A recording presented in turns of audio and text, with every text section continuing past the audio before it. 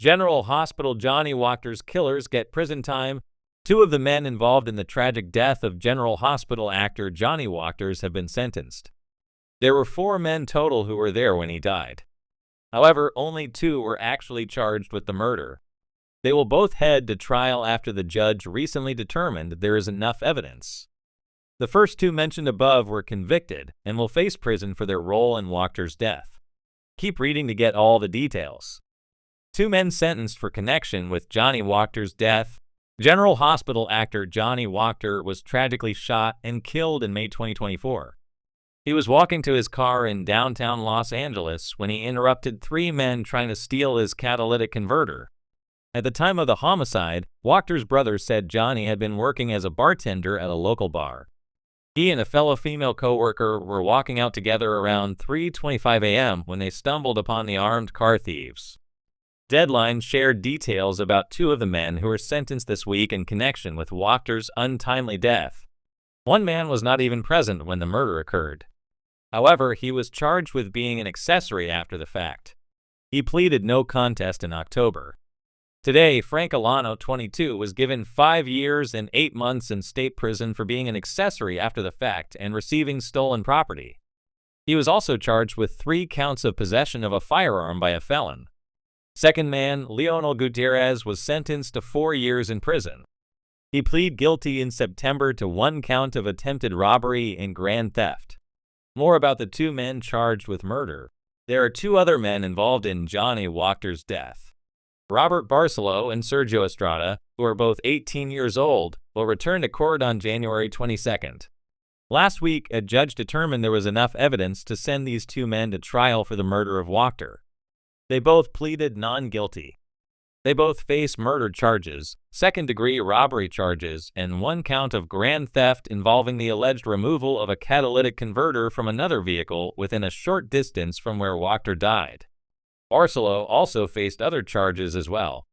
New allegations were filed last month against both of them, alleging that the crimes took place to benefit a criminal street gang. Do you think the sentences should have been more for the first 2 men convicted in the death of Johnny Wactor? Stay tuned for more updates as they become available. It began as a blip on a news ticker. General Hospital star Johnny Wactor shot and killed during robbery attempt. For fans of the long-running soap, it was more than a headline, it was heartbreak. But behind the candlelight vigils and the #JusticeForJohnny hashtags, something darker was brewing. Detective Elena Cruz had been 2 weeks from transferring to the Pacific Division when the case hit her desk. She didn't watch General Hospital. Her grandmother had, faithfully, every weekday at 2 p.m., but she knew the name. Wactor wasn't just another aspiring actor.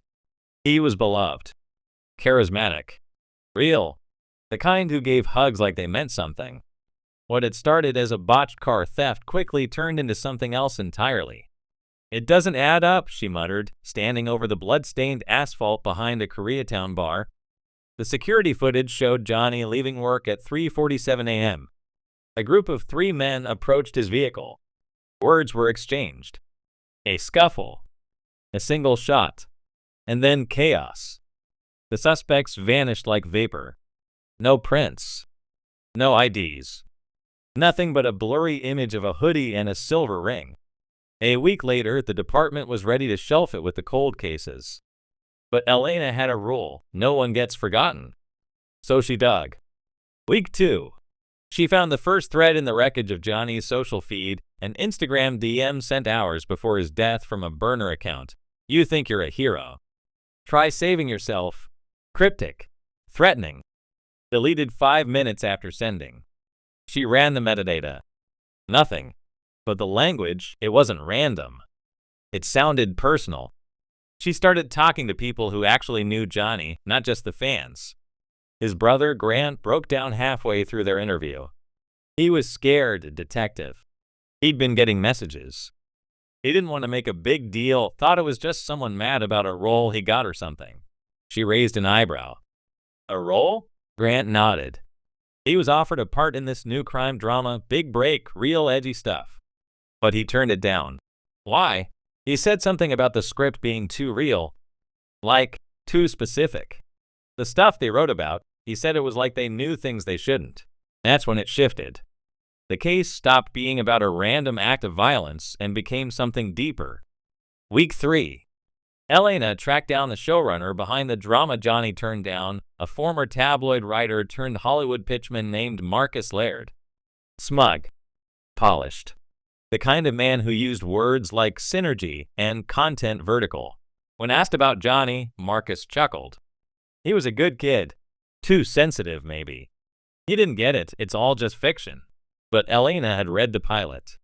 And she saw the connections, a character named Jax Willard, an actor, kind, humble, who finds himself entangled with criminals after witnessing something he wasn't supposed to see. Too close. Way too close. That night, someone broke into her apartment. Nothing stolen. Just her files on the Wactor case scattered across the floor. The message was clear, back off. She didn't. Week 5. The break came from a parking structure in the valley. A local tech with a drone hobby had accidentally recorded a clip of 3 men tossing a duffel bag into a dumpster hours after the shooting. Elena pulled the footage. Zoomed in. One of the men had a tattoo behind his ear, small but distinct, a crown over the number 7. She ran it through the gang database. Tyrone Rook Sandoval. Mid-level runner for a private security company with rumored cartel ties. No convictions. No photos newer than 2021. Elena went to the company's office under the pretense of investigating a burglary. It was all marble floors and fake smiles. And then she saw it on a desk in the back. A silver ring. She pocketed it quietly. Later that night, she sent a message to an old contact in Vice. Ever heard of a security firm laundering cartel money through production companies? The answer was yes. And the name Laird came up again. Week 6. It was all coming together. Johnny had stumbled onto something, maybe through the role he was offered, maybe through someone he met. The show was never fiction. It was a cover.